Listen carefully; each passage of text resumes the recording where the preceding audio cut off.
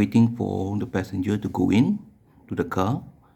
Once you sit down, it will detect a sensor, or in this case it is an ultrasonic sensor, probably under the seat or somewhere nearby. Right, imagine my hand is the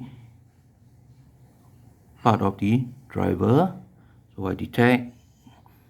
Okay, the display hub on the dashboard will come on, right, asking to fasten the seat belt, as well as to welcome you on board.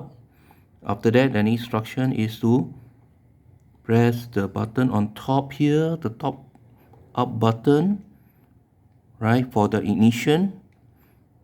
Press here and hold and let go, and then it will ask for ignition, and also remind you that to check the traffic before you drive off. Now the next button on the right button simulate the gear change. Right, if I press this button, it will simulate the gear change and the release of the engine brake, and the robot will move off. Watch.